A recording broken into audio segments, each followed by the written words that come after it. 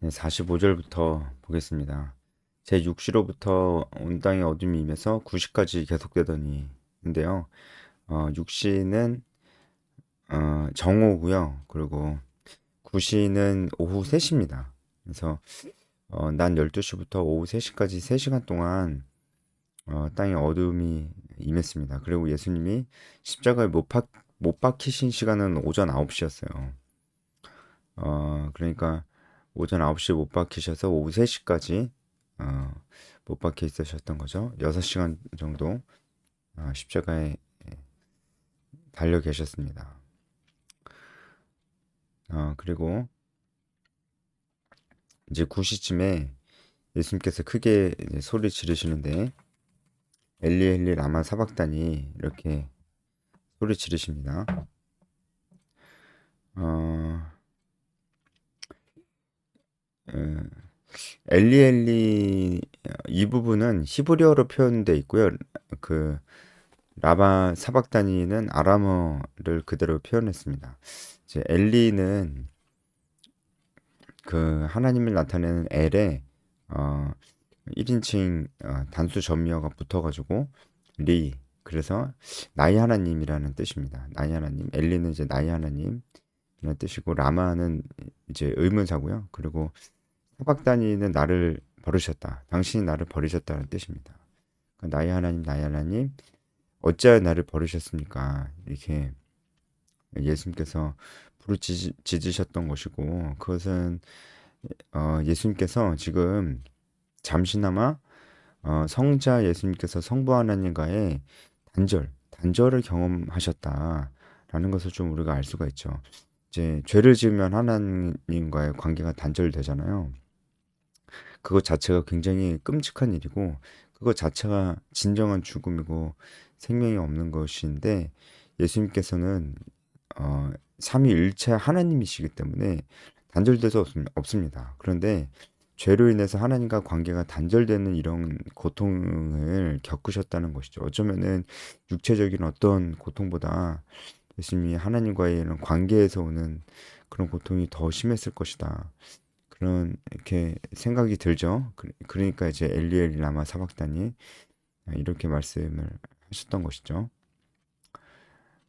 음, 이렇게 예수님께서 십자가상에서 몇 마디 말씀을 하셨었는데 일곱 마디 말씀을 하셨었습니다. 그걸 가상칠언이라고 하는데 십자가상에서의 일곱 가지 말씀들 그 중에서 한 가지가 이 엘리엘리 라마 사막단입니다. 사람들이 예수님이 그 엘리엘리 라마 사박단이라는 것을 듣고 엘리야를 부른다. 뭐 이렇게 얘기를 하는 사람도 있었어요.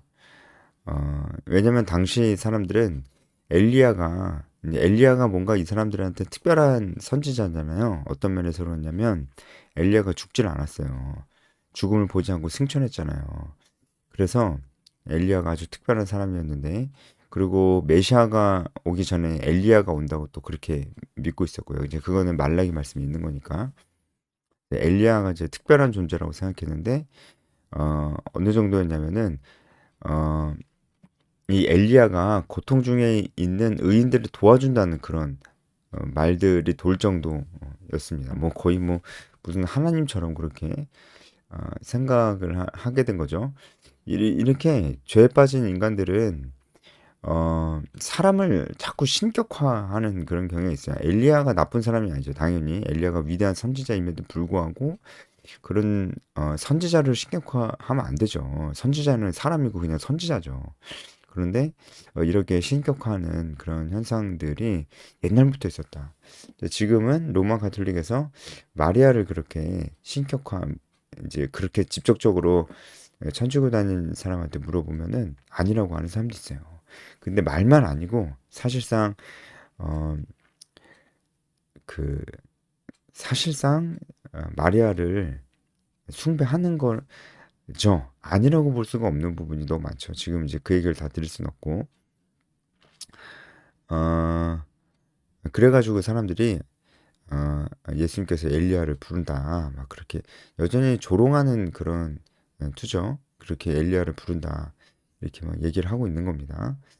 그래서 그 중에 한 사람이 달려가서 해면은 해면을 가져다가 이 해면은 스펀지 같은 거예요. 그래서 이 포도주를 다 흡수할 수 있어서 갈대에서 예수님 입에 다 대면은 그걸 이제 마실 수 있는 거죠.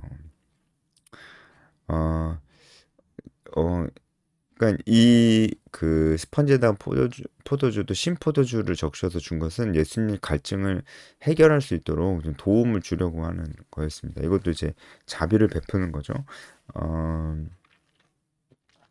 특히 이 신포도주는 일반 그 물보다 더 빨리 갈증 해소를 할 수 있었대요. 그래서 이 신포도주를 적셔서 이제 예수님께 드렸던 것이고, 근데 예수님께서 거의 마실 수가 없으셨을 겁니다. 이때는 사람 그 중에 한 사람이 이제 이런 행동을 했는데 왜 이 사람이 왜 이런 행동을 했냐면은 요한복음 19장 말씀에 보면은 예수님께서 내가 줄이고 목마르다 이렇게 말씀하신 부분이 있어요. 그래서 그걸 듣고 아마 예수님의 갈증을 해결시켜 주려고 잠시나마 그러려고 아마 이런 행동을 하지 않았을까라는 생각이 듭니다. 하지만 이제 별로 도움이 안 된 것처럼 보이죠. 그러니까 예수님은 어, 십자가의 고통을 온전히 다 당하고 계신 거예요. 우리가 어제 말씀에서 그런 부분들을 좀 묵상할 수 있었는데 예수님께서는 그 고난을 몸소 다 당하고 계신 겁니다. 그리고 그 중에 가장 큰 고통, 하나님과의 단절되는 그런 고통이 예수님을 심적으로도 육체적으로도 너무나 고통스럽게 그렇게 하고 있었던 것입니다. 음, 어, 사람들은 여전히 49절에 엘리야가 와서 구원하나 보자 뭐 이렇게 여전히 진지하지 않은 그런 사람들의 모습을 볼 수 있고 예수님께서 크게 소리 지르시고 영원히 떠나시니라. 여기서 영원히 떠나시니라 이 말씀을 헬라어로 잘 보면은 여기는 어, 수동태로 돼 있어요. 수동태. 음, 수동태가 아니고 이렇게 돼 있습니다. 그가 그 영혼을 자기에게서부터 보냈다. 그러니까 이 영혼이 그냥 떠났다 이게 아니고요. 예수님께서 자기의 영혼을 떠나 보내셨다. 이렇게 해서 조금 다르죠. 그냥 영혼이 떠났다랑 내 영혼을 떠나 보냈다. 이렇게 어, 일반적으로 사람들이 죽을 때 쓰는 표현이랑 좀 다른 표현이 여기 쓰였어요. 이것은 어, 사람들의 죽음과 뭔가 좀 다르다는 거죠. 사람들의 죽음은 자신의 죄로 인해서 어, 그 대가로서 받는 것이잖아요. 죄의 삭은 사망이니까. 그래서 우리가 이 죽음을 당하게 됩니다. 죽음을 당하게 되는 것이죠. 하지만 예수님 죄가 없으시기 때문에 죽임을 당하신다기보다는 자기 스스로 그 영혼을 떠나 보내셨죠. 그래서 그런 부분들이 조금 다릅니다. 그리고 예수께서 다시 크게 소리 지르시고 영혼이 떠나셨다고 그랬는데 다시 크게 소리 지를 때 이 가상칠언의 중에 어떤 말씀을 하셨을 거예요. 아마도 다 이루었다. 아버지와 내 영혼을 아버지 손에 부탁하나이다. 이런 말씀을 하시는데 아마도 이제 그 내 영혼을 아버지께 부탁하나이다. 이 말씀을 크게 소리 지르고 이제 그 영혼을 떠나 보내신 것이 아닐까 그런 생각이 듭니다. 예수님께서 죽으시고 난 후에 그 직후에 있었던 일입니다. 일단은 성소의 휘장이 찢어졌어요. 그러니까 여러분 잘 아시죠? 성소와 지성소를 구분하는 이제 휘장이 있었는데 그 휘장이 찢어졌다는 것은 상징하는 바가 이제 어, 이 대제사장물 들어올 수 있었던 이 지성소, 하나님과 대면했던 이 지성소, 이제는 누구나 예수님을 믿는 자는 누구나 들어와서 하나님과 개인적인 교제를 맺을 수 있다는 것을 우리가 알 수가 있습니다. 그런 의미로 이제 휘장이 찢어진 것이죠. 예전에는 대제사장을 통해서 어, 하나님을 만날 수 있었다면 이제는 직접 우리가 예수님을 믿고 성령님의 도우심 안에서 직접 하나님과 인격적 교제를 우리가 누릴 수가 있게 되었다는 것입니다. 이것이 예수님의 죽음으로 인해서 우리가 받게 된 것이에요. 예수님의 이 큰 고통 속에서 예수님께서 승리하신 거죠, 결국은. 그래서 그 혜택은 오로지 우리가 다 받게 되는 것입니다. 이 성소의 휘장이 찢어지는 것도 결국 그거고요. 여기서 바위가 터졌다고 되어 있는데 이 바위는 무덤을 막고 있는 바위입니다. 그리고 이제 터졌다기보다는 이제 갈라지다라고 보는 것이 좀 더 자연스러워요. 그러니까 무덤을 막고 있는 바위가 갈라진 겁니다. 그러면 이제 52절이랑 자연스럽게 이어지죠. 그러니까 무덤이 열렸죠.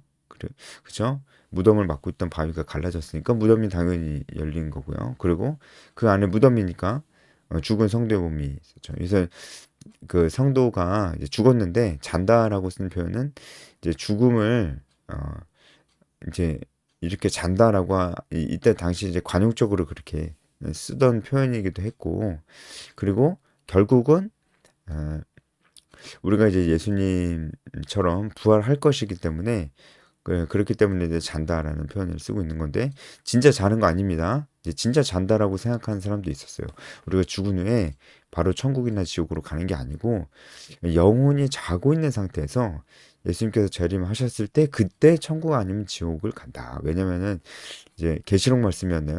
말씀을 보면 예수님 재림하실 때 있는 현상이 바로 천국과 지옥으로 갈려지는 이 심판의 장면이 있거든요. 그 예수님 재림하실 때 어, 예수님께서 하시는 그 심판인데 그럼 예수님 재림하실 때 심판이 있다는 거잖아요. 그러니까 우리가 죽은 직후가 아니고 그래서 사람들이 우리는 죽은 다음에 다 수면 상태에 있다가 예수님께서 재림하셨을 때 그때 심판 받고 천국 지옥이 갈라진다 이렇게 얘기했는데 그렇지는 않습니다. 우리가 지금이라도 죽으면 죽은 후에 바로 그 결과로 우리는 천국 낙원이나 아니면 지옥으로 가게 되는 것이죠. 그래서 여기서 잔다라는 표현이 쓰여서 진짜 우리가 죽은 다음에 자고 있는 상태구나 이렇게 생각하시면 안 됩니다. 이걸 영혼 수면설이라고 하는데 틀린 이론입니다. 이 무덤이 열려서 성도의 몸이 많이 일어났다. 이거는 부활한 거예요. 그러니까 맞습니다. 네, 부활한 겁니다. 어, 예수님께서 죽으실 때 이들이 부활했어요. 물론 이들의 부활은 예수님의 부활과 다르고 우리도 이제 장차 우리가 당할 그 부활과도 다른 점이 있다면 이들은 나사로처럼 죽음에서 살아나왔지만 결국 다시 죽었어요. 그러니까 그런 면에서 조금 다르죠. 하지만 이들이 예수님이 죽은 이 시점에 하나님께서 죽었던 이들을 다시 살리신 이유는 이들은 또 죽었지만 어쨌든 예수님 죽으신 후에 다시 이들을 살리신 이유는 이게 다 예수님의 죽으심을 인하여서 이제 성도들 우리가 받게 될 그런 축복이라는 것이죠. 예. 우리가 다 부활하게 될 것이라는 거예요. 그런 부활을 예표하는 측면에서 무덤에서 이제 죽은 성도들이 이제 일어난 것입니다. 그럼 이 성도들은 누구냐? 아직 교회가 세워지지 않았기 때문에 이 성도는요, 구약의 개념으로 좀 봐야 되는데, 구약에 뭐, 존경받을 만한 거룩한 자들, 믿으면 이제 선배들, 족장들, 선지자들, 그런 자들을 지금 이제 성도라고 이제 얘기하고 있는 겁니다. 구약이 기준이 되겠죠, 아무래도. 어, 어, 그리고 53절을 보면은 우리가 이게 조금 헷갈릴 수가 있는데 헬라어를 보면은 예수님이 부활하신 후에 그들이 무덤에서 나온 게 아닙니다. 만약에 그랬다면은 예수님 죽으실 때 성도들의 몸이 일어났는데 무덤 문도 열렸는데 근데 이유는 모르겠지만 그 동굴 무덤 속에 예수님께서 부활하시기까지 3일 동안 그냥 있었다는 말이 되잖아요. 이제 그게 말이 좀 안 되잖아요. 그러니까 그리고 헬라어 시제를 봐도 이 시제 자체가 그렇게 돼 있어요. 예수님께서 죽으셨을 때 이 성도들이 부활을 했습니다. 그리고 그 직후에 바로 밖으로 나갔어요. 밖으로 나가서 돌아다녔는데 그런데 거룩한 성 예루살렘에 들어갔던 건 예수님이 부활하신 그 후입니다. 그런 말이에요. 그렇게 좀 볼 수가 있습니다. 그러니까 많은 사람들이 예수님 죽었을 때 죽었던 자들이 살아나는 것을 정말 많은 사람들이 봤다는 거죠. 그러니까 증인들이 있다는 거죠. 어, 그렇죠. 어, 그리고 음,